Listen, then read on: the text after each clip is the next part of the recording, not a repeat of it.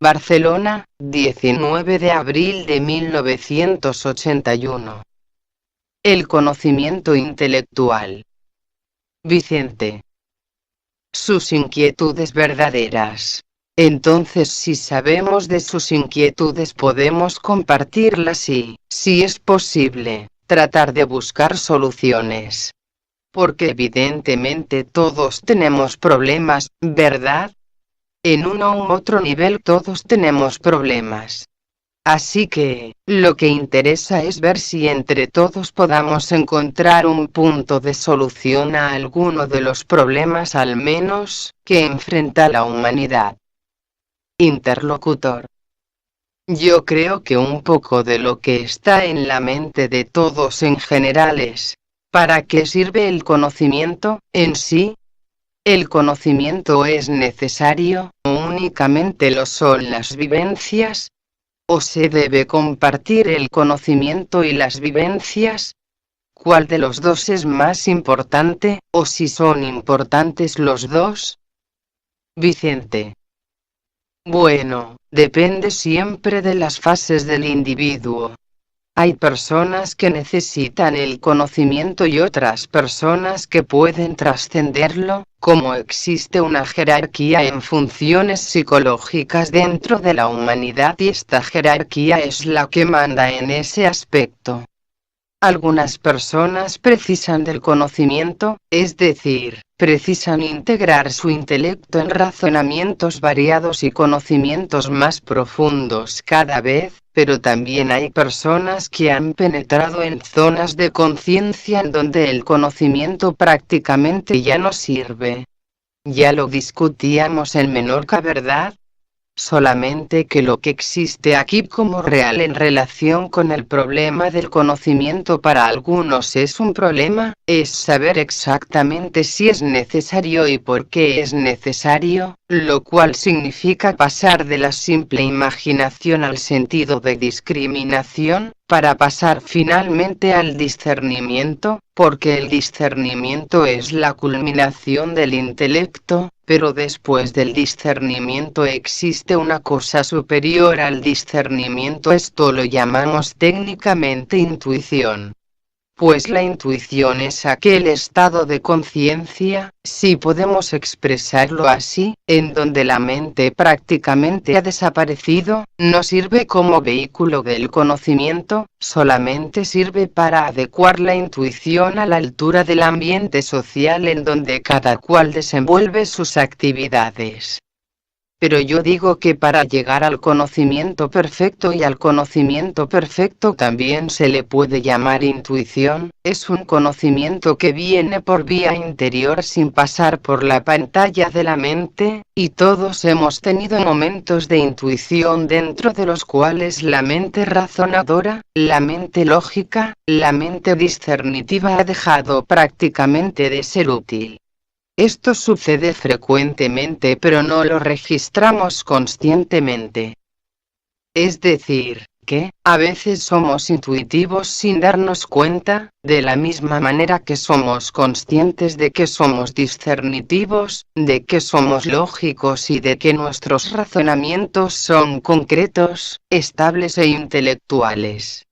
Es decir que, para mí la vida interior, la vida intuitiva carece de proyección definida, pero la mente intelectual sí, son muchos puntos de contacto. Contactos sociales, contactos dentro de cualquier nivel psicológico, contactos internos, contactos psíquicos y aquí hay mucho que hablar, porque todos establecemos contactos en muchos niveles. Lo que es muy importante es que hay un nivel a partir del cual no sabemos prácticamente nada y dentro de sus profundidades hay unas zonas inexploradas de las cuales prácticamente no sabemos nada. Se nos ha hablado mucho de las zonas que están más allá de la mente, pero es como aquella persona que tiene hambre y le enseñan la comida a distancia, lo que interesa es que puedas comer, que puedas gozar si tienes hambre de la comida necesaria.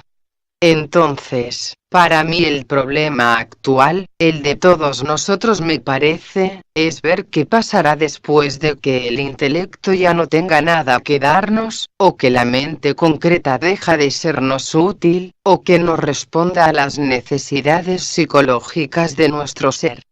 Es un problema real, efectivo, porque he tenido siempre en consideración en mis explicaciones esotéricas que si bien todas las épocas son distintivas y son importantes dentro del plan social del mundo, no es menos cierto que cada época es nueva completamente y diferente con respecto a la anterior, y el problema de nuestra era me parece a mí, es ver cómo enfrentar los hechos, cómo enfrentar las circunstancias, cómo adaptarnos a los ambientes sociales sin sentirnos heridos ni perjudicados, lo cual significa, evidentemente, que deberemos dejar de luchar abiertamente a través de esta arma que es la mente y ver si hay algo que escape a la percepción mental porque pertenezca a planos superiores o a estados de conciencia de los cuales hemos oído simplemente hablar. Son rumores que vienen pero que nosotros no podemos adecuar perfectamente a nuestras necesidades vitales y psicológicas de ahora, de aquí. ¿Me explico? Bien. Todos estamos en este proceso, es un proceso yo diría de vinculación consciente con el ambiente social, entendiendo por ambiente social la suma de todas las reacciones psicológicas de la humanidad, las cuales quedan condensadas en el aspecto etérico del planeta como vivencias inconsumadas que están constantemente tratando de introducirse en nuestro ánimo y vencer la resistencia espiritual y volver a llevarnos al mundo de los sentidos o de las sensaciones. También se le denomina, psicológicamente hablando, el inconsciente colectivo. Estoy tratando de expresar temas conocidos y palabras y términos que están a nuestro alcance porque los hemos visto y oído en muchas partes y conversaciones. Y para mí el inconsciente colectivo, como decíamos ayer, o el subconsciente racial o el subconsciente instintivo tiene todavía una parte muy importante sobre nuestro ser. Es decir, que nosotros no somos realmente nosotros sino que existe una pequeña partícula que se debate en el conflicto de los opuestos y una parte o condensación de energía ambiental podemos decir que impide que este gran recipiente pueda expresarse con toda la plenitud de sus poderes y facultades latentes. Y, naturalmente, cuando una persona siente dentro de sí el inmenso deseo de liberación, ¿quién no lo tiene?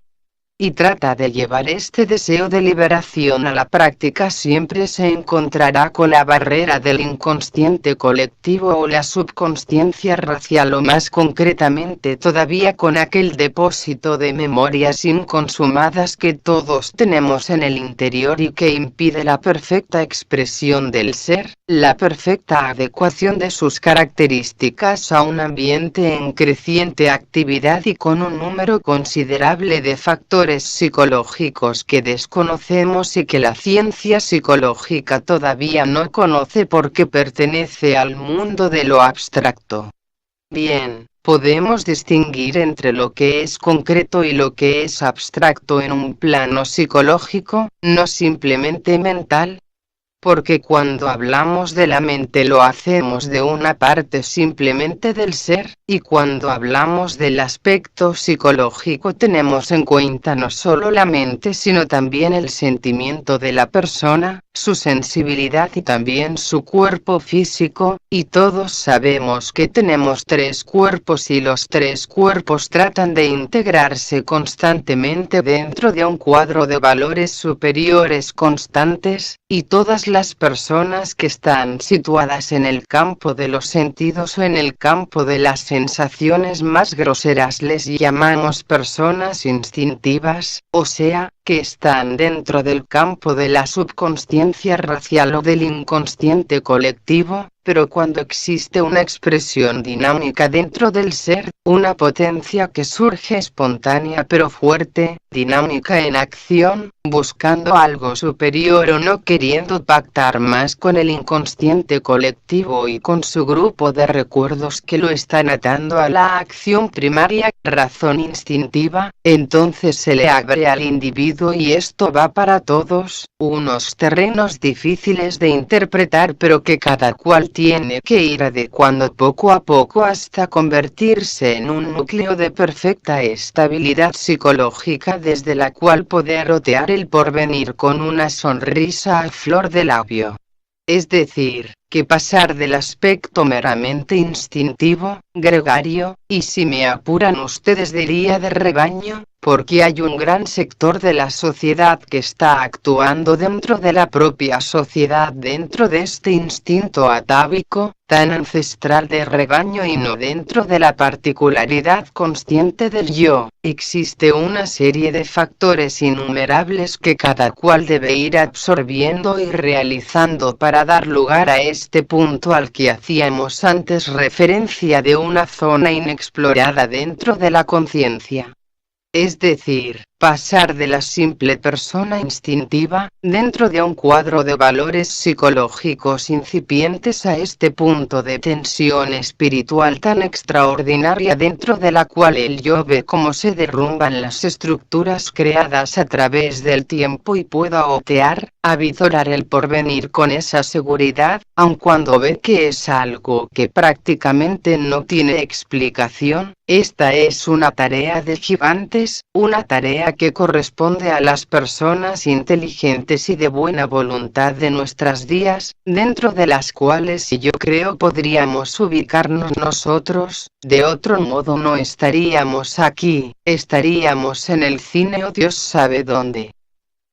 Me explico, ¿verdad? Porque todos tenemos conciencia de estas cosas y todos tratamos de luchar. Ahora bien, me pregunto a veces si la forma que utilizamos para luchar es adecuada, adaptable a las necesidades psicológicas o bien están atadas todavía a la tradición, es decir, si no obedecemos sutilmente impulsos primarios de salvaguarda ante una acción superior y utilizamos, por este motivo, la línea de mínima resistencia, la que está constantemente atrayéndonos dentro del inconsciente colectivo. He ahí el motivo de nuestra lucha: salir del inconsciente colectivo y pasar a la etapa del ser consciente. Y dentro de la etapa del ser consciente hay una serie infinita de gradaciones, de tipo psicológico, dentro de la cual cada uno de nosotros ha de sentirse forzosamente ubicado. Es decir, que existe una jerarquía dentro de la conciencia colectiva de la humanidad. Hay personas inteligentes, y otras más inteligentes, y aún otras suprainteligentes, si puedo utilizar esta expresión tan aparentemente inadecuada, pero para mí existe una supraconciencia, y quizás esta supraconciencia es ese terreno inexplorado dentro del cual deberemos forzosamente introducirnos un día u otro y posponer el momento en que se realice el gran contacto sin aumentar el sufrimiento individual y de la humanidad, porque debido a la presión de los tiempos y a las grandes corrientes astrológicas de carácter cósmico, la humanidad está entrando en una zona de alta tensión espiritual dentro de la cual se debate desesperadamente, y tanto se debatirá dejándose llevar por los impulsos ultras racionales o aquellos que están más allá de la razón o de los que están más debajo de la propia razón, que es cuando empezará a activar los gérmenes de redención de la razón. Porque si analizamos el aspecto jerarquía y nos preguntamos al propio tiempo qué significa jerarquía y el por qué existe la jerarquía en calidad de funciones psicológicas dentro de las cuales todos tenemos nuestra pequeña o más grande participación, sabremos de la responsabilidad de ser y de realizar. La persona que sea consciente en alguna medida lo será debido a la cualidad de poner en acción ciertas actividades de conciencia preestablecidas, preclaras, y bien interpretadas. La persona que sea inteligente forzosamente tendrá que demostrarlo de una u otra manera, no simplemente acumulando conocimientos. Para mí los conocimientos no denotan inteligencia, quizás denoten cualidad memorial, quizás denoten una gran calidad para interpretar, una gran cualidad para absorber, pero esto también lo hace una computadora y no es un ser humano, y para mí hay que pasar a la etapa de ser creadores, es decir, pasar más allá de la barrera intelectual pero sin perder de vista que el intelecto es el arma fundamental de nuestro siglo, porque la era dentro de la cual vamos penetrando, técnicamente la era de Acuario, es de tal virtualidad dinámica que opera fundamentalmente sobre los aspectos activos de la mente. Es decir, no sé si ustedes habrán oído hablar, quizás sí, pero si no se lo explicaré, sobre la técnica de la interpretación consciente de los hechos, que es tratar de adaptarse a los hechos, mirando a los hechos sin resistencia y tratando de extraer el significado realmente fecundo para la propia conciencia, y no simplemente resistir, resistir y resistir, que es lo que hacemos siempre, porque a la persona le es más fácil rehuir el problema que afrontarlo. Pues bien, rehuir un problema es resistir el problema. En tanto exista resistencia no puede haber ninguna solución posible. Es una forma de decir que somos inteligentes para interpretar los hechos, pero no lo somos suficientemente como para afrontar un hecho cualquiera, sin importancia aparente dentro de la vida cotidiana, que es el mal de los esoteristas, de los pseudoesoteristas. Pero, claro, cuando hablamos de los esoteristas no vamos a intentar separar o hacer una segregación de personas que están introducidas en el campo esotérico dentro de cualquier departamento, sino simplemente personas que tratan de vivir perfectamente de acuerdo con la ley, es decir, que el nombre no hay que tomarlo como un señuelo o como un espejo donde hay que grabar todos los acontecimientos vitales del ser, sino como una simple incidencia, un simple punto de paso para cosas superiores, que es como se marcha.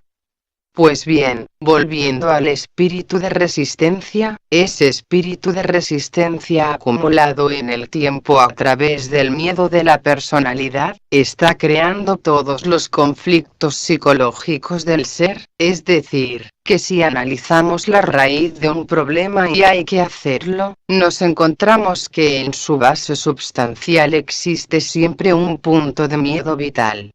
Estamos tan llenos de miedo que no tenemos capacidad para afrontar directamente, frontalmente, cualquier acontecimiento vital de nuestra vida.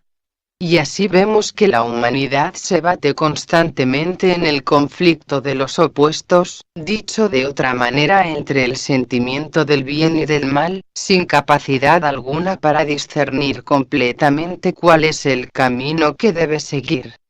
Ayer decíamos que el camino de la persona espiritual o del aspirante de nuestros días parte de una base muy ancha y va ascendiendo hacia arriba, perdiendo constantemente densidad o peso, psicológicamente hablando, hasta converger en un vértice que es como el lado de una pirámide, o quizás como una pirámide, si tenemos en cuenta el cuaternario, hasta que llega a un punto, al pináculo de todos los esfuerzos, en que te das cuenta perfectamente de lo que tienes que hacer, de lo que debes realizar. Entonces se crea un camino luminoso esotéricamente definido como Antakarana, que es la prolongación de toda la base substancial de la humanidad, que surge del instinto, pasa por el intelecto y llega a la intuición, y a partir de este momento empieza una vida que desconocemos.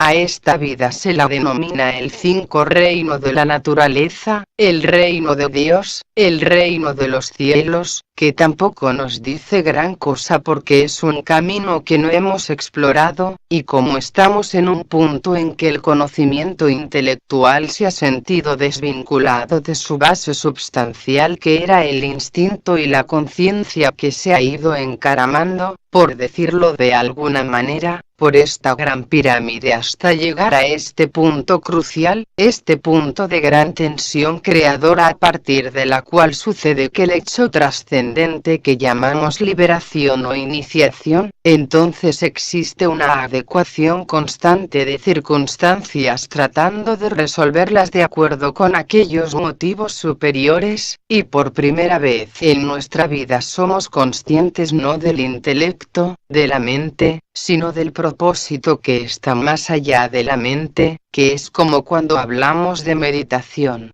Hay una fase que empieza desde la base de la pirámide que es la concentración. La concentración simple que poseen como nosotros los animales. Un animal, fíjense bien, un gato cuando está tratando de atrapar un ratón está concentrado, una concentración que ya quisiera tener para sí el hombre intelectual de nuestros días. No solo este sino cualquier animal está atento a la acción. Pues bien, al ascender por esta línea progresiva encontramos lo que llamamos técnicamente meditación reflexiva, meditación discernitiva, meditación discriminativa, hasta llegar a un punto en el cual se ha hecho tan estrecho, la luz tan débil, la luz del antakarana, que prácticamente se ha difuminado en el espacio y ya no hay sitio a donde cogernos.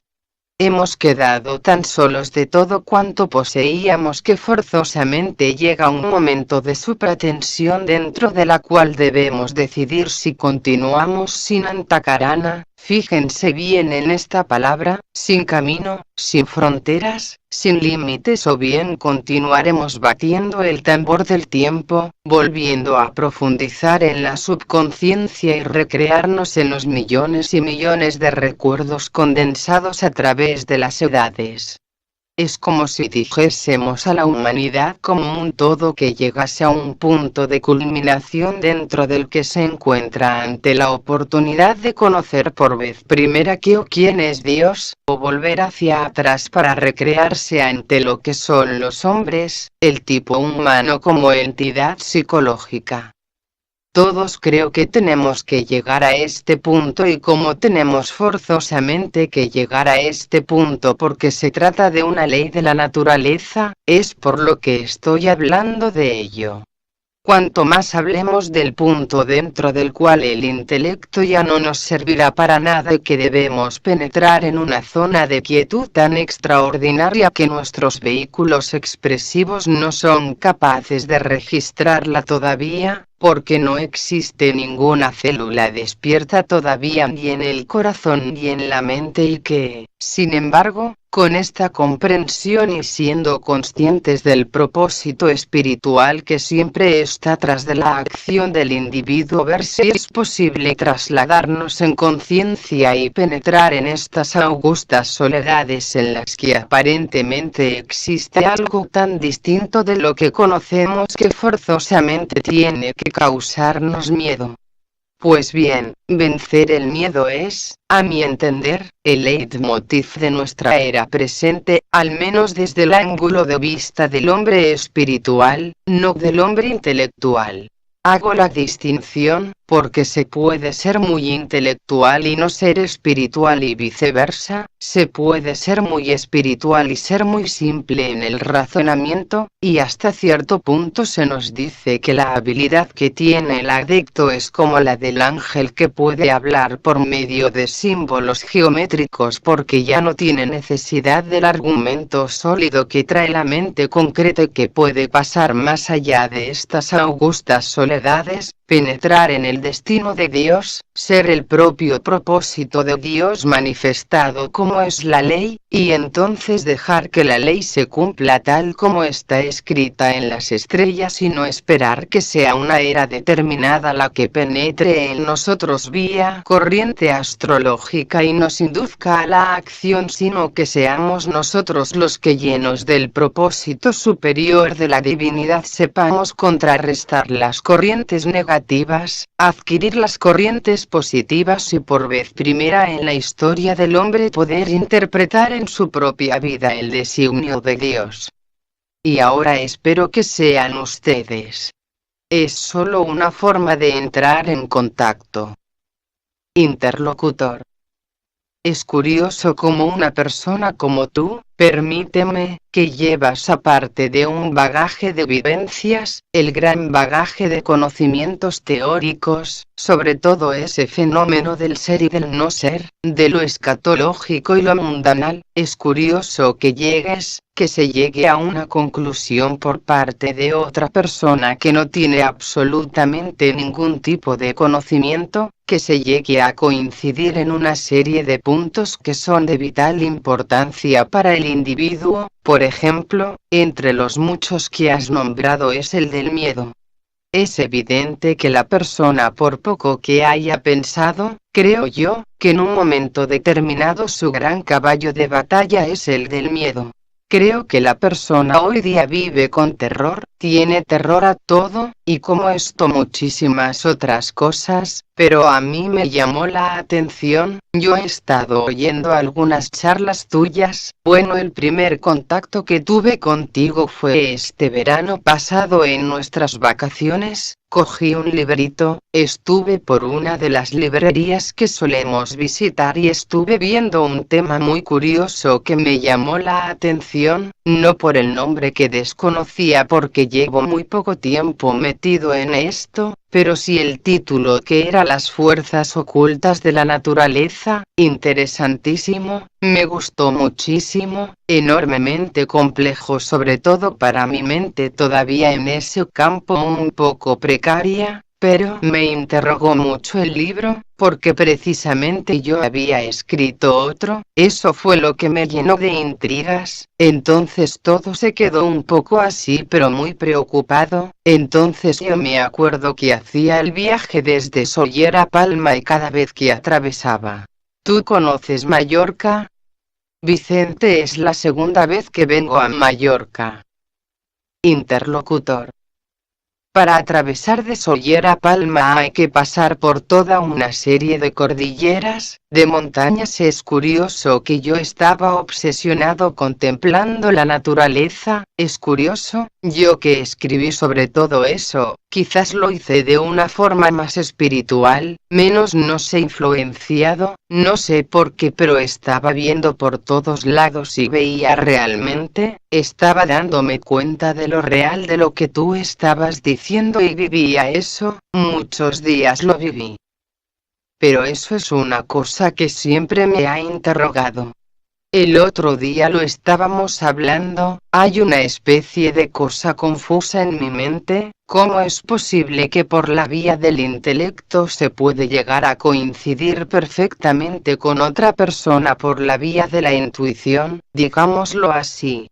Entonces mi interrogante queda ahí, y yo me decía, bueno, vamos a ver, es que posiblemente sea solamente intuición lo que tiene uno, o llamémosle como sea, o realmente hubo anteriormente un conocimiento en otras vidas que cristaliza en esta como una especie de intuición. Un día pues nos conocimos con Javier y empezó a hablarnos de ti, y claro, todo aquello volvió a bullir más, y nos hicimos con otros libros, pero lo curioso es en un cassette que oímos una de tus charlas en la que estabas diciendo algo, y me dije, ¿cómo es posible que en un momento determinado, sin tener conocimientos en absoluto de ese tipo, me viera obligado a escribir unas cosas que tú estabas diciendo casi literalmente? ¿Te acuerdas? Yo salté porque yo decía, o yo lo he soñado, es que este hombre, lo leímos y estaba casi literalmente descrito lo que tú estabas diciendo.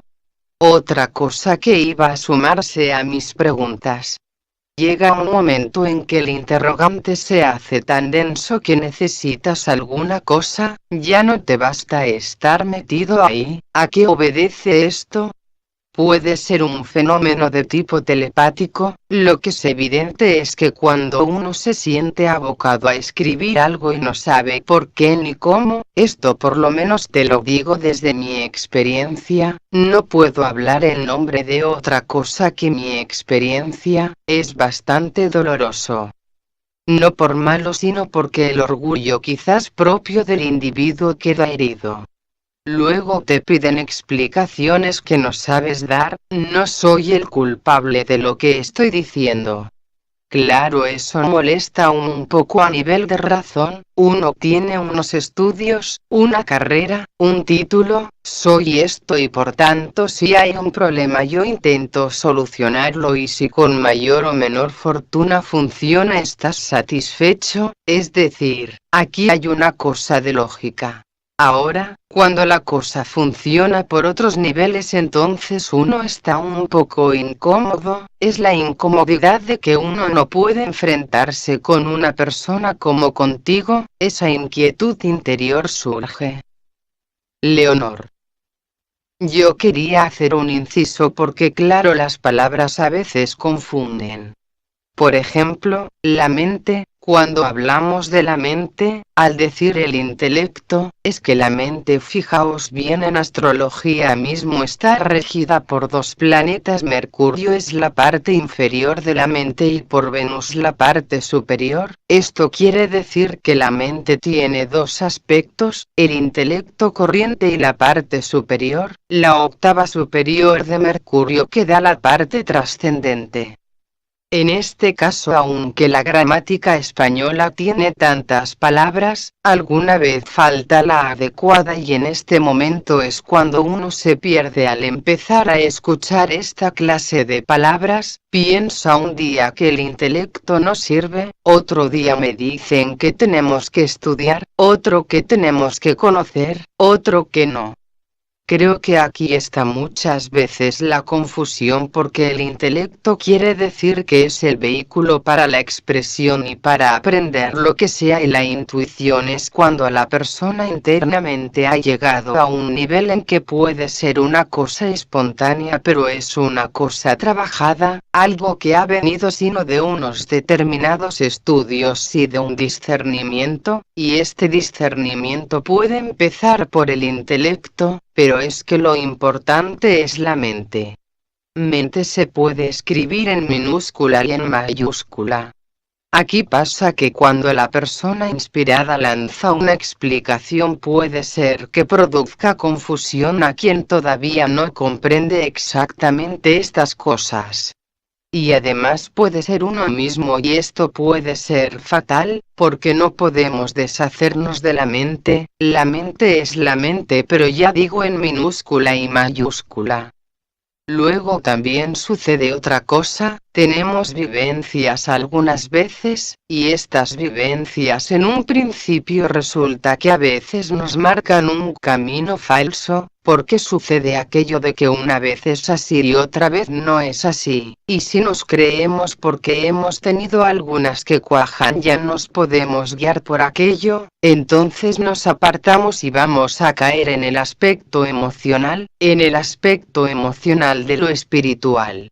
Es decir, hay tantas gradaciones y facetas que no siempre cuando uno está inspirado hablando puede encontrar los términos adecuados y algunas veces puede parecer que decimos que no a otra cosa que hemos dicho que sí. Por eso hay que tocar tierra y algunas veces no se puede tocar cuando se está inspirado. Lo digo esto porque con las vivencias hay que ir con mucho cuidado, con la intuición también porque de la intuición se puede escribir con minúscula y con mayúscula. Y en este caso es uno mismo. La discriminación es esto me ha sucedido, luego viene el por qué me ha sucedido, ahondando en el mundo de las causas, porque al decir de la mente no podemos negar que un científico que sacrifica su vida en la investigación en bien de la humanidad, entonces si nos escuchan de una manera determinada con una mente cerrada podrían decir es que este hombre no está siendo un verdadero esotérico a través de su concentración y que solo conoce a través de su intelecto lo que está haciendo. Si llega a tener una concentración y llega a pensar en la humanidad es que se trata de algo más que intelecto, y aunque el intelecto le ha servido para trabajar, para ser un profesional, para servir a la humanidad. O sea, que no nos equivoquemos nunca, no vamos en contra del intelecto, es algo que debemos utilizar solo conscientemente para según qué cosas. Luego la evolución interna del hombre es muy distinta del ser humano y precisamente cuidado con las vivencias porque no son ni verdad ni mentira, pueden ser verdad, pueden ser mentira, pero pueden hacernos caer en el mundo emocional, en el aspecto emocional quiero decir. Interlocutor. Pero aquí la pregunta inmediata es: ¿el intelecto puede ser un lastre o puede ser un motor? Leonor. Para según quién, interlocutor. Es decir, para personas el intelecto puede ser un motor y para otras puede ser un lastre, Leonor.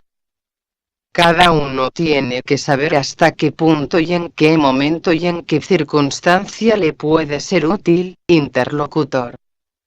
Por lo tanto, un foco de luz no puede aconsejar o intelecto o intuición. Leonor. No, cada uno es su propio maestro, interlocutor. Por ejemplo, basar a Dios o el estudio de Dios en la teología puede ser un problema realmente en un momento determinado para unos individuos que ven a Dios fuera de la teología, pero la pregunta es: ¿puede ser la teología un camino para llevar a Dios a otras personas? Quiero decir, son cosas que uno ha pensado y ha dudado siempre, claro, yo mismo. Vicente. Cuando Dios no puede ser interpretado hay que utilizar la teología, un sistema de doctrinas para tratar de definir algo indefinible. Cuando tratamos de resolver el problema de la intuición y tenemos que valernos desgraciadamente del intelecto, la intuición tampoco puede ser descrita, como el intelecto no puede describir un color ni puede describir el sentimiento de la música. Es decir, que el intelecto es un instrumento cuya calidad dependerá de la eficacia del pensador, esto es un pensador cualificado, y para mí este es el que está en contacto con la intuición, y la intuición, si ustedes me lo permiten, es un contacto del plano búdico más allá del razonamiento, más allá de la estructura de las palabras y de las ideas y que, por lo tanto, está dentro de una zona dentro de la cual forzosamente el ser no puede interpretar y solamente debe limitarse, y ahí está la gracia del problema, a vivir. Ahora bien, nosotros, ustedes y yo naturalmente, vamos a tratar de interpretar algo a través de un instrumento inadecuado, porque el intelecto tampoco ha estado tan sutilmente organizado como para poder expresar siquiera en una pequeña medida lo que es la intuición. Pero hay algo muy importante, y es que si la persona vive íntegramente en el mundo de la intuición, cuando es realmente un intuitivo de la raza, el intelecto será su instrumento tal como el artesano precisa de un instrumento, pero el mundo actual da una importancia preponderante al intelecto, al instrumento, al medio en detrimento del fin. Es decir, que si el intelecto es una estructura dentro de la cual ascendiendo por gradaciones podemos utilizarlo hasta llegar a un punto de nadencia. Si me permiten esta expresión, no hay necesidad de expresar esta nadencia porque la nadencia implicará un contacto en este caso o bien con el mundo abstracto de la mente, sin formas, arrúpico por completo, o bien que ha captado algunas oleadas de vida provenientes del plano búdico o del plano intuitivo, del plano del amor universal. Entonces, si hay una vivencia no hay que preocuparse. Lo malo y preocupante es cuando sin haber tenido una vivencia utilizamos el intelecto tratando de perseguir fantasmas y tratando de expresar algo que desconocemos por completo, con lo cual adquirimos una gran responsabilidad. Pero es interesante que la persona intelectual llegue a veces a conclusiones intuitivas al igual que el hombre intuitivo llegue también a grandes razonamientos intelectuales, porque allí donde termina la mente y empieza la intuición y allí donde empieza la intuición y termina la mente hay un punto de contacto, en el cual lo intelectual y lo intuitivo se dan la mano, de ahí que se lleguen a conclusiones que son aparentemente paradójicas y a veces de carácter antagónico. Es decir, que a mí no me extraña esto, es un fenómeno tan natural como que para pasar de un color a otro dentro de la progresión de un haz de luz, de cualquier color hasta llegar al color que le sigue, del rojo al anaranjado, hay una serie de gradaciones pero llega un punto, digamos, de alta tensión, dentro del cual no es ni un color ni el otro pero son los dos colores, y ese me parece que es tu caso, y el mío naturalmente, porque estamos tratando de un triángulo que desciende de arriba y que al cruzar se encuentra con un triángulo abajo. Y, fijaos bien, que el triángulo que desciende y el de abajo constituyen el Santo Grial, una copa. Significa de hecho que el Santo Grial es un misterio tan psicológico que parece mentira que estén dando el misterio a la copa del Grial y a todas estas cuestiones. Para mí el Santo Grial se halla en el centro del triángulo o del doble triángulo, que hay un centro de equilibrio entre un factor y el otro, lo cual significa que no podemos ir contra el intelecto en favor de la intuición y no podemos ir a favor de la intuición contra el intelecto porque eso sería ilógico ya que forman parte de este cáliz supremo de la creación. Se necesitan todos los factores. A lo que me refiero fundamentalmente es cuando el hombre asciende de las bases instintivas de la raza, de todos los complejos ancestrales, de todas las tradiciones y de todo cuanto existe de inconsumado en el seno profundo de la humanidad, trata de afianzar su intelecto en aquellos valores y de extenderse en el tiempo, cuando debería fundamentar su ley en el espacio. Fijaos bien, cuando el tiempo tiene mayor importancia para el hombre es cuando está en la base, en el instinto. En la intuición el tiempo prácticamente ha desaparecido, pero cuando el triángulo de la intuición y el triángulo del intelecto se unen en un punto determinado del espacio se produce un fenómeno de reconciliación entre el espacio y el tiempo. Entonces, a medida que progresa hacia arriba, dentro de esta expresión psicológica, el tiempo tiende a perder su valor cuantitativo y a crecer en intensidad el valor cualitativo del espacio. Es decir, en términos de velocidad a medida que aumenta la velocidad disminuye la sensación de tiempo, cuando la velocidad ha llegado a un punto máximo de tensión el tiempo prácticamente desaparece y solamente queda espacio. ¿Se dan cuenta de la analogía entre el espacio y la mente intuitiva, y la relación que existe también entre el intelecto y el tiempo? Pero, si existe el universo es porque hay un inteligente equilibrio entre el tiempo y el espacio y en el centro del tiempo y del espacio está un sistema solar, un planeta, una galaxia o un ser humano.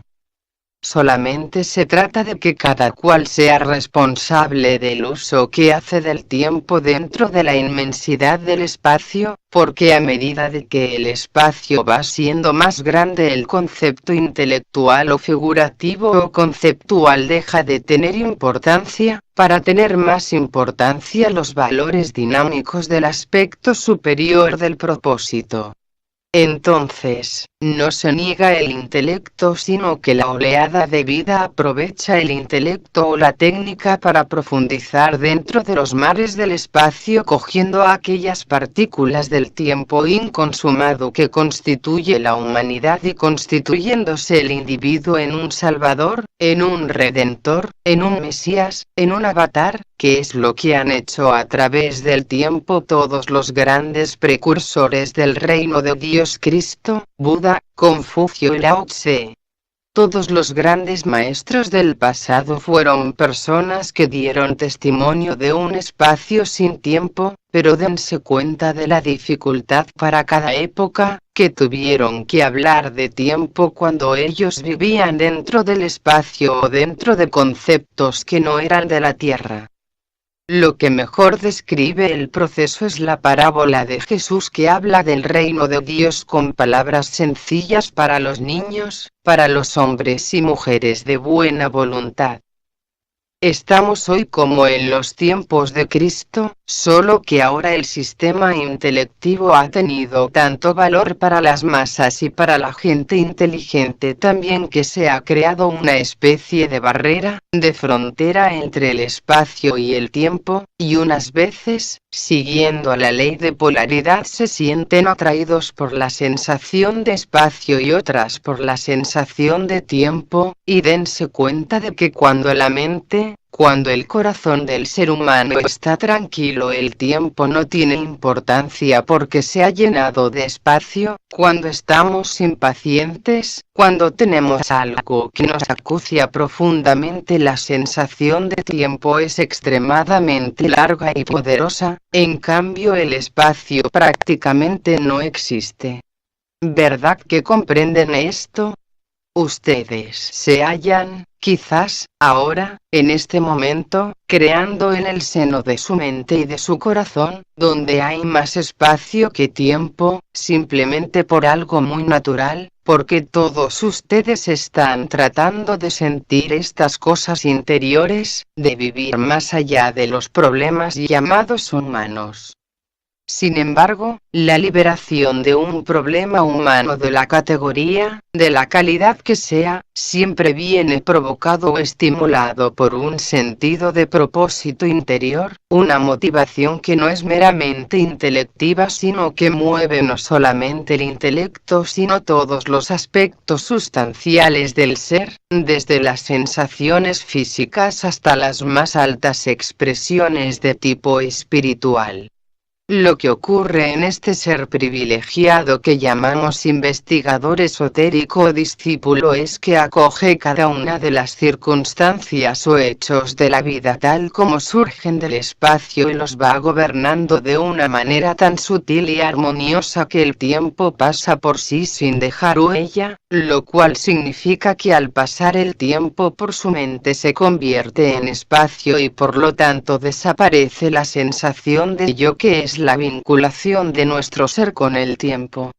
Entonces, podemos hablar con cierto rigor o con cierta justicia del reino de Dios, y se puede hablar también de los ángeles a los cuales tú te has referido, porque son factores para mí de una naturaleza tan real como nosotros, porque naturalmente cuando se habla de algo que es típicamente abstracto o de naturaleza intuitiva, la mente siempre suele caer en la equivocación o bien de adherirse completamente, o de categóricamente rechazarlo. Cuando, Si nos atenemos a lo que hemos dicho anteriormente, tendría que cogerse el centro de una duda inteligente, porque la duda es la que transforma el tiempo en espacio, porque está en el centro de los opuestos y solamente en el centro de los opuestos la persona puede distinguir perfectamente lo que realmente debe hacer, no lo que quisiera hacer sino lo que debe hacer, porque lo que distingue al discípulo no es tanto comprender una cosa sino realizarla. Si la comprende hasta un cierto límite, dentro de la extensión de este límite trabajará, actuará y realizará, lo cual significa que aún dentro de su concepto del espacio hay una gran y considerable cantidad de tiempo. Pero, a medida que el individuo trabaja, se esfuerza, que lucha, pero sin estridencias, sin espectacularidad, sencillamente, como son todas las cosas en la vida, porque una tormenta es algo sencillo y se puede explicar muy racionalmente, o el misterio del crecimiento de una planta la cual apenas científicamente se le da importancia, pero que desde el punto de vista subjetivo tiene una importancia trascendente, o el misterio de la lluvia o del aire, nos preguntamos constantemente ¿por qué? ¿Por qué? ¿Por qué? Hasta que dentro del corazón surge una voz que te da una respuesta realmente positiva, dinámica e incluyente para todas las preguntas de nuestra vida.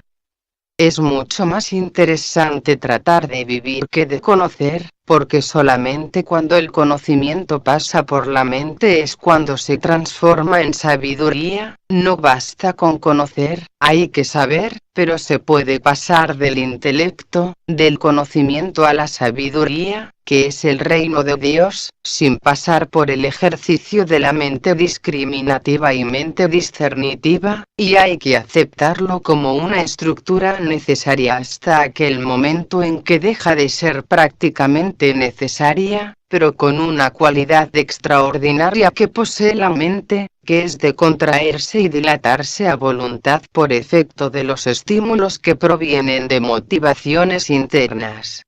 De ahí la capacidad de un avatar o de un instructor del mundo que poseyendo a la mente de Dios, una mente sin espacio ni tiempo, es capaz de contraerla hasta el punto de poder hablar a un niño que no tiene mente intelectual, pero también puede hablarle al filósofo, al científico y al investigador, porque posee toda la gama de sonidos de la creación, desde el ángulo oculto posee todas las cualidades despiertas, y no desdeña el intelecto sino que es su aliado eficaz. Es decir, dense cuenta como un acordeón, que a medida que el espacio es más dilatado las mentes son más sutiles, las mentales expresiones son más sutiles, hasta que llega un momento en que se confunde con el propio espacio y entonces el individuo, el investigador, llega a darse cuenta de que hasta aquel momento había separado algo que es igual el espacio y el tiempo, porque el espacio y el tiempo son la misma cosa, porque es la mente de Dios. Pero llegado a este punto se precisa de mucha experiencia y, si ustedes aceptan la reencarnación, de muchas vidas, de mucha experiencia, de mucha lucha, de mucho sufrimiento, pero debe llegar el momento en que nos demos cuenta de que el sufrimiento también es innecesario, como el arrepentimiento es innecesario, porque ¿de qué sirve el arrepentimiento si no podemos ya arreglar nada? Pero, ¿qué pasa con esto, psicológicamente? Si hay una eficaz intravisualización y hay arrepentimiento, hay algo que se produce internamente, pero aparte del intelecto que está reflexionando sobre el bien que se ha hecho o sobre el bien que se ha dejado de hacer, queda un estado de tensión creadora dentro de la cual se produce un fenómeno descrito como iniciación, porque la iniciación, sea cual sea la aceptación que pueda tener para los investigadores, siempre es un estado superior de conciencia. Es decir, Que si hoy tenemos un conocimiento superior podemos decir que hemos sido iniciados dentro de un conocimiento superior, y que si tenemos la ventaja de vivir internamente una experiencia trascendente podemos decir con justicia que hemos sido iniciados dentro de una experiencia trascendente. No tiene más valor esta palabra que explicar el significado de algo superior, de algo que no conocemos prácticamente o que no podemos todavía vivir. Entonces, la vivencia y la experiencia del conocimiento y todo es una gran masa de materia constructiva y creadora que hay que utilizar hasta el fin, hasta que el individuo se convierta en parte del propio Dios conscientemente, y no hasta aquí como un ser separado, como una entidad aislada en el centro de un gran conflicto mundial. No tienes nada que decir tú.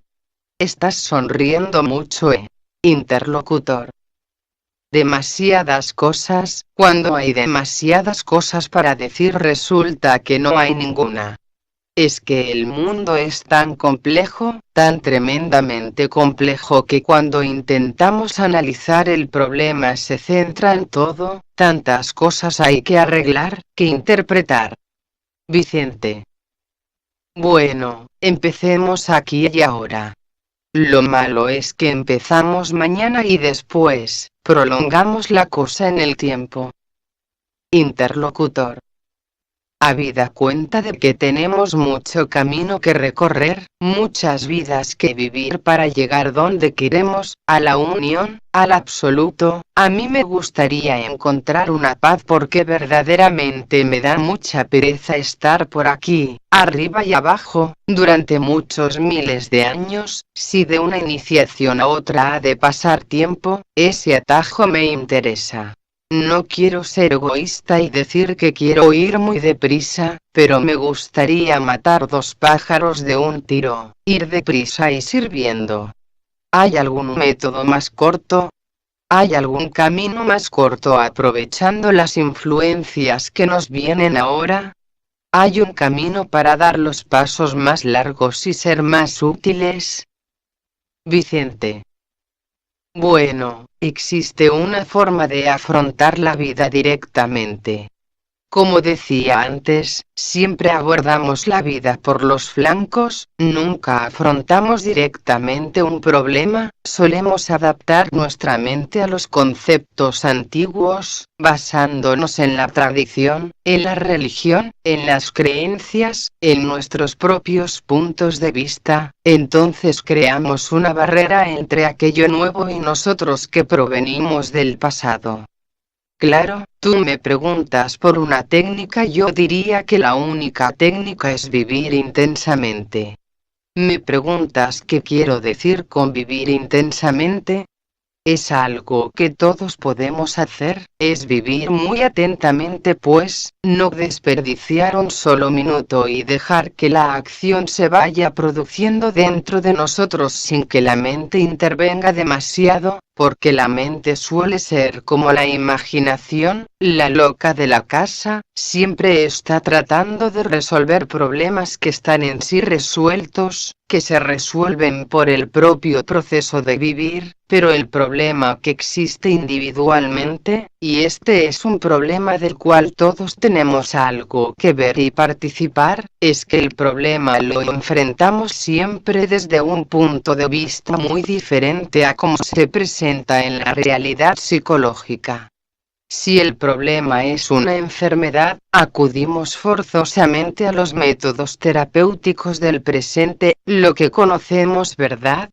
Pero, hay poca gente que se preocupe por ver las causas de las enfermedades. Esto es un pequeño botón de muestra, porque no existe enfermedad alguna, salvo las derivadas de virus y bacterias provenientes de las razas ancestrales, dentro de las cuales se produce un fenómeno muy particular que la ciencia médica no puede resolver, el caso del cáncer por ejemplo. Es un problema que no se enfrenta directamente sino de flanco, y se están produciendo grandes trabajos e investigaciones por parte de minorías selectivas pero aisladas. No sé hasta qué punto los gobiernos del mundo están interesados en descubrir la enormidad de este problema que tantas vidas se está llevando cada día en el planeta, y no buscar ya más donde no existe aparente solución y tratar de ser humildes y volver a las prácticas antiguas que realizaban los taumaturgos.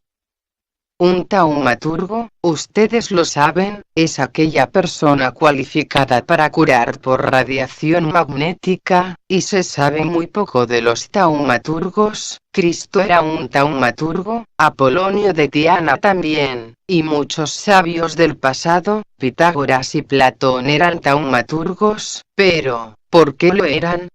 Porque habían logrado introducir en su campo magnético las energías de aquel reino que llamamos el plano búdico, y al penetrar en sus vehículos quedaban de una manera tan cristalina, tan pura, tan inmaculada que al proyectarse sobre el aura etérica producían una expansión de magnetismo superior y se producía una curación espontánea por donde pasaban. La curación sería espontánea para todo el mundo si existiese el número suficiente de personas radioactivas, empleando un término muy descriptivo de la ciencia actual, para poder proyectar a distancia y por donde fueren esta energía magnética de curación. Es decir, ya atacaremos después el problema directo, pero es que vamos buscando muchas cosas que suceden en el mundo pero a las cuales no se da soluciones prácticamente. Se está tratando de una manera muy superficial, muy académica, muy intelectual, pero la ciencia no ha puesto corazón en estas cosas, y si vemos los médicos, cuán pocos tienen vocación de médico, porque no tienen compasión. La compasión es la base psicológica donde opera el taumaturgo. Un taumaturgo opera sobre la compasión universal, la ley de Dios y el plan universal del amor universal. Entonces, esta parte potencial de energía dinámica produce la curación de enfermedades o produce una tensión ambiental tal que obliga a los investigadores a encauzar sus energías por los campos adecuados para hallar soluciones sólidas, de tipo físico, para poder abarcar de una vez para siempre el problema de la enfermedad, el cáncer o cualquier enfermedad de tipo prácticamente incurable en nuestros días.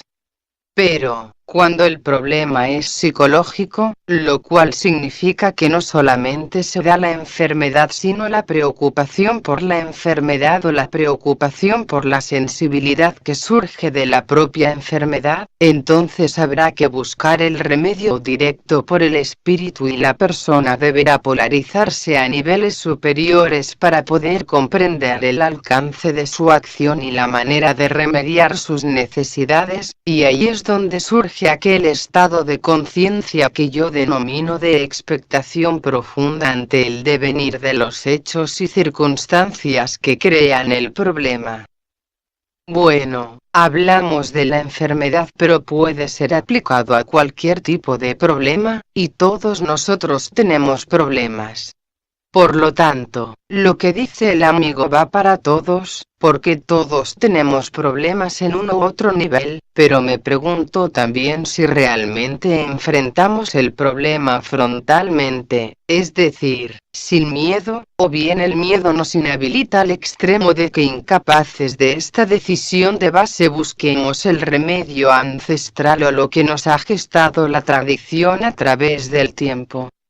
Y para hallar el remedio adecuado existe una atención que no es lucha, que no es resistencia, sino que es una observación serena de todo cuanto va surgiendo, porque bien mirado ahora estáis observando atentamente, estáis atentamente enfocados hacia una dirección definida y la calidad de vuestra intención hace que sintáis que la mente va desapareciendo y que por efecto de que la mente va desapareciendo el problema prácticamente ya no existe. Hay que observar este fenómeno. Cuando estáis muy atentos, la mente conceptual que no produce arreglo alguno deja de existir, es decir, dicho más lacónica y concretamente, deja de rehuir, deja de resistir, el problema pasa sin dejar huella porque no se hace resistencia, como ofrece resistencia la benzina al paso del fuego. Un problema con lucha intensifica el problema, como la esencia intensifica el fuego una vez declarado, pero, ¿qué pasará cuando la mente no participe activamente del problema sino que lo observe simplemente? Considerará el problema como algo que no es de su incumbencia, pero al propio tiempo observándolo atentamente, pues se producirá una revolución interior, se producirán situaciones desconocidas y entraremos dentro de unos dominios dentro de los cuales toda curación será posible. Y esto no aquí y ahora sino en cualquier momento del tiempo y del espacio, solo hace falta que seamos conscientes de este punto. Cuando estamos muy atentos, la mente que nos hace sufrir, la mente separativa, esta gran separativa de todas las cosas existentes, deja de actuar.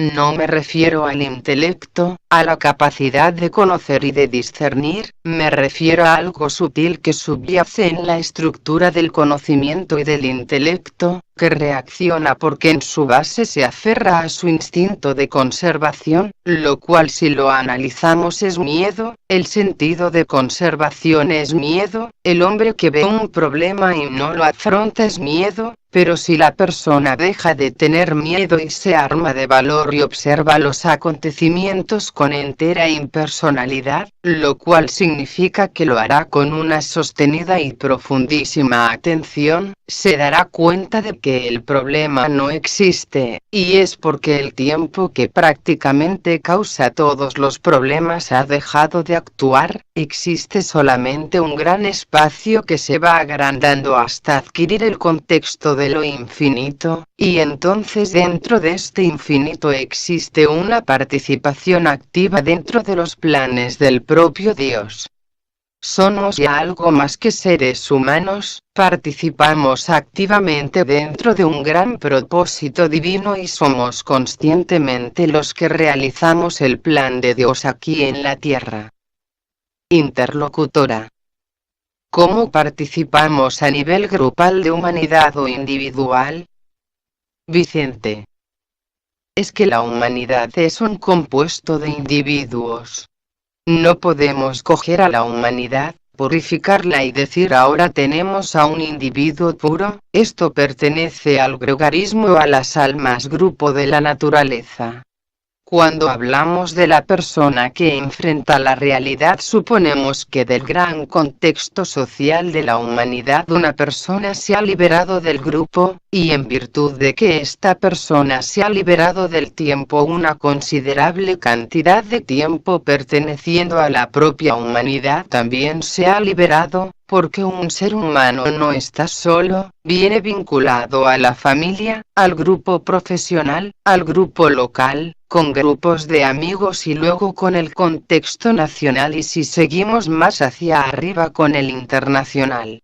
Entonces, si el individuo, que es el motor de la sociedad, porque la sociedad es un compuesto de individuos, se libera hasta el punto de crear en su mente una gran transformación de tipo creativo, toda la humanidad se siente estimulada por este trabajo, de ahí que cuando desciende un instructor del mundo, un salvador, un avatar, una considerable cantidad de elementos humanos se quedan inundados de esta fuerza, de esta energía y comprenden mejor las cosas de la vida. Después de que ha desaparecido el avatar ha quedado una impronta en la conciencia de los hombres.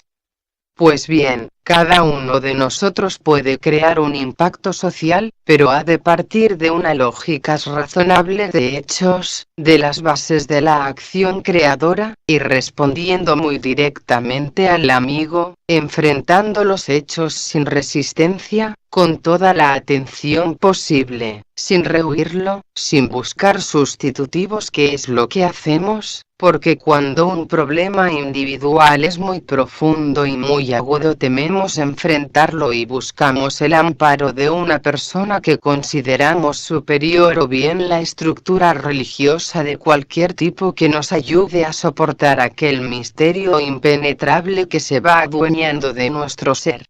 Cuando llegamos a este punto dentro del cual hay una distensión porque hay una gran profundidad de observación, se produce una crisis dentro del corazón y de la mente cuyas consecuencias vitales son la liberación, la iniciación, así que no vamos a hablar de técnicas específicas estandarizadas de yoga, de meditación, sino que vamos a hablar de una cosa que es constante. El mejor yoga es enfrentar la vida, no una forma de vida, no un cuerpo determinado, no siendo específico sobre algún punto, sino siendo universales en todos los puntos.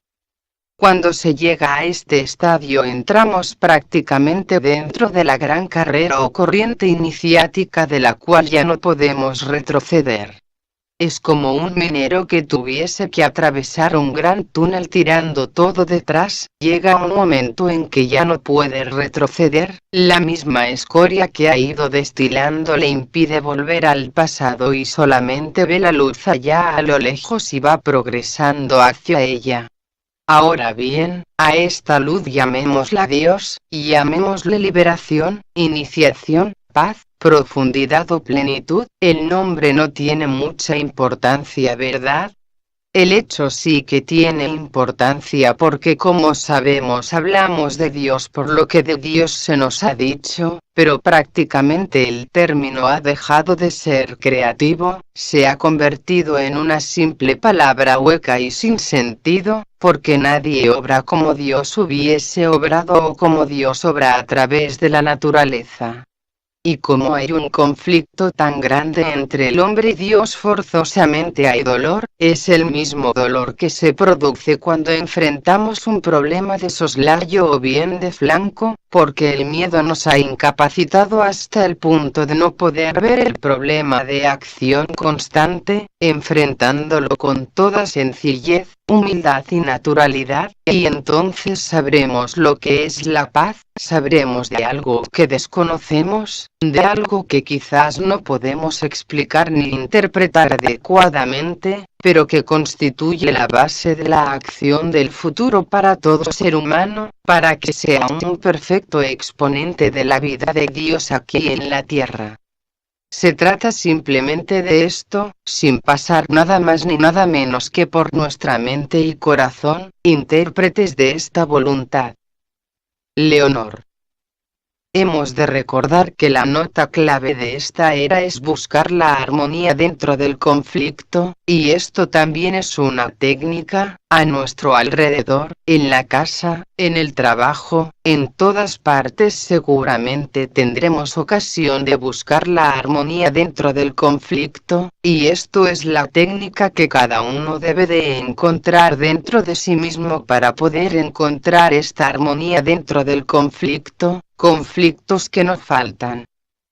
Interlocutora. A eso es a lo que te refieres, Vicente, cuando dices que tienes que estar en atención permanente, Vicente. Sí, interlocutora. O sea, esa es la acción de la atención. Vicente. Sí, interlocutora. Porque yo entiendo bien la idea pero no sé luego cómo pasarla a la práctica. Vicente.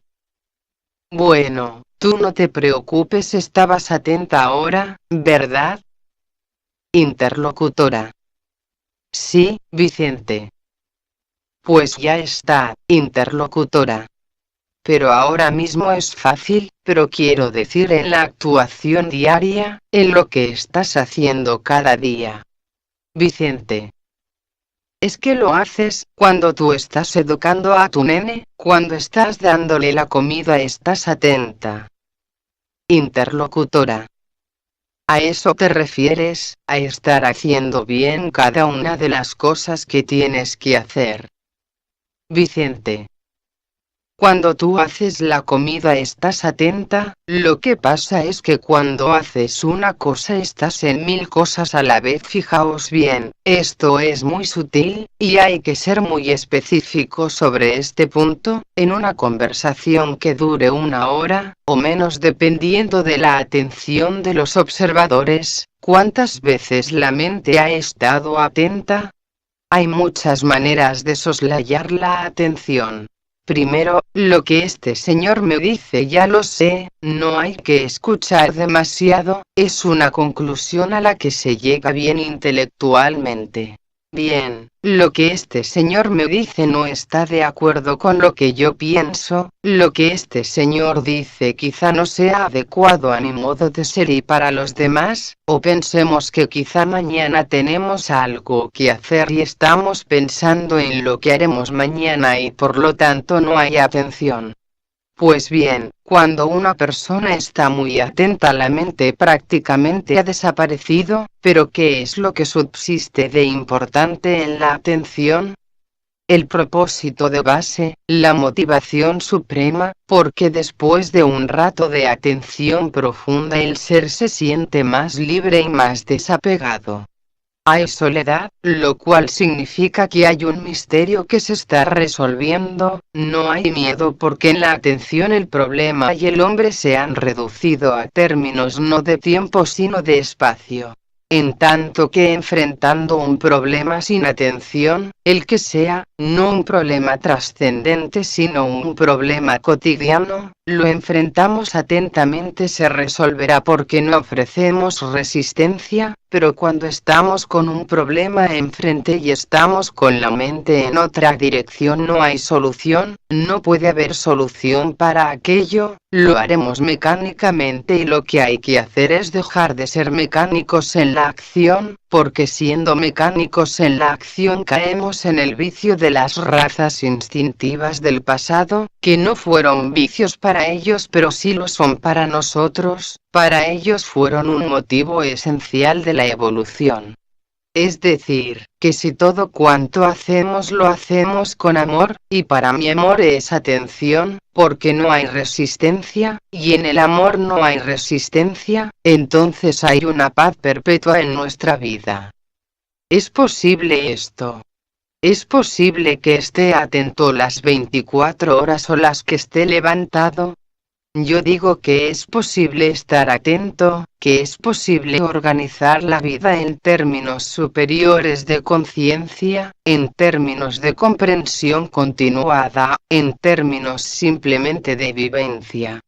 Desde el momento en que vivimos intensamente un problema, el problema se disuelve, pero como no vivimos intensamente el problema, ningún problema que exista en nuestra vida sino que lo miramos de lado para que no nos afecte mucho, que es la manera más efectiva para que nos afecte más el problema, entonces nos damos cuenta de que existe una música suave en el interior, una música que se va expresando en forma de silencio cada vez más profundo, hasta que ese silencio más profundo nos hace llegar a las alturas superiores de la iniciación, lo cual quiere decir que tampoco será necesario el conocimiento para llegar a la intuición sino que bastará el propósito de base de hacer las cosas perfectamente, como es la ley, y dejar entonces que la ley te mueva pero sabiendo hacia dónde te mueves, porque no es tanto la impresión humana oteando el gran universo divino o buceando en las profundidades del misterio de Dios, el último peligro o el último miedo porque el hombre piensa que va a quedar aniquilado dentro de esta gran potencia inductiva de la divinidad, como la potencia inductiva de la divinidad y su alta trascendencia con toda su gloria y magnitud penetre en nuestra conciencia y la libere, y entonces participamos de la conciencia de Dios omnipresente y de la conciencia del hombre dentro de su inmanencia. Tiempo y espacio están unidos, reconciliados, no hay lucha, no hay problema, hay una paz en el ánimo.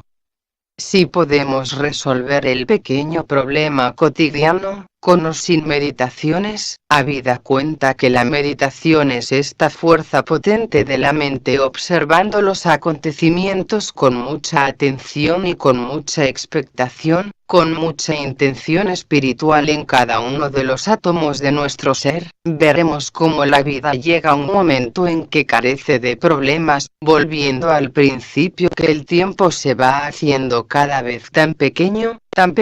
que solamente queda plenitud en nuestra mente. Todo es espacio, pero el espacio de la mente queda dinamizado por algo superior, que es el propósito de la propia divinidad, por el fuego místico del propósito o por la paz de los altos lugares.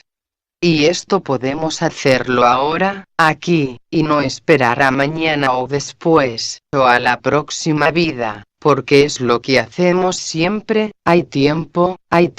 claro, el tiempo existirá mientras hagamos conciencia de él, y el tiempo es necesario hasta que deja de serlo, como el juguete para el niño que cuando crece deja los juguetes y busca cosas más de acuerdo con su edad. Pues así es el tiempo para nosotros, adultos, personas inteligentes y de buena voluntad. Hay que dejar ciertos juguetes de la mente, y tal como decía Pablo de Tarso, hay que dejar la leche para los niños y la carne para los hombres, y creo que todavía es muy difícil digerir la carne en el sentido simbólico del término, pero es la ley de nuestra época, y hoy se da una gran importancia al propósito y no tanto a la emoción, porque la emoción siempre ha sido el gran problema del hombre. El problema humano siempre es astral, nunca es mental, y para comprender de raíz el problema hay que estar muy atento, porque entonces surge a flor de mente no solamente que no hay una reacción contra los hechos, no hay resistencia, sino que al propio tiempo existe un destilar de acontecimientos interiores que se van revelando, surge a flor de conciencia todo aquello que debe ser resuelto por vía interior. Hacemos el trabajo científico de la confesión, nos estamos confesando de todo cuanto hicimos mal o que pudiendo hacer bien lo hicimos mal. Es decir, que estamos llegando a un punto dentro del cual no hay crisis, pero existe una tensión extraordinaria que mueve nuestra mente y corazón a un impulso superior y trascendente. Interlocutor: no entiendo mucho, pero hay una cosa que me pica mucho, que es cuando no soy responsable, cuando no cumplo bien mi obligación de cada momento. Esto me desarma. En cambio, cuando cumplo conscientemente con cada acto me queda una tranquilidad enorme, y sé que esto me exige pero me da después una gran tranquilidad. Esto no sé si responde a lo que Dios o este ser que llamamos me pide a mí, y si esto también es útil no solamente para mí sino para el bien del mundo. Vicente: si la persona realiza algo perfectamente, este acto perfecto por ser creador no deja huellas en la mente, no hay sensación de arrepentimiento. Esto lo sabemos todos, ¿verdad? Si cumplimos algo inadecuadamente o de una manera muy solapada, quizá muy profundamente egoísta, lo realizamos imperfectamente, existe una acción de desaprobación interna, técnicamente definida como la voz de la conciencia, pero entre el acto perfecto y el acto imperfecto existe siempre una frontera. ¿Qué ocurrirá cuando nos situemos en el centro del bien y del mal? De lo que hacemos bien, y todos hacemos cosas buenas y cosas malas, cuando nos situamos en el centro de la cuestión y tratamos de hacer lo mejor posible desde el centro, porque lo más difícil es mantenerse en el centro del equilibrio. Es muy fácil hacer el bien o bien hacer el mal, porque esto pertenece al libre albedrío. El libre albedrío que poseemos nos indica, haz esto o haz lo otro, pero si situamos la conciencia, dejamos la mente aparte, en el centro de esta oposición entre el bien y el mal, y esto sucede cuando estamos atentos, entonces se produce un milagro. Fin de la grabación.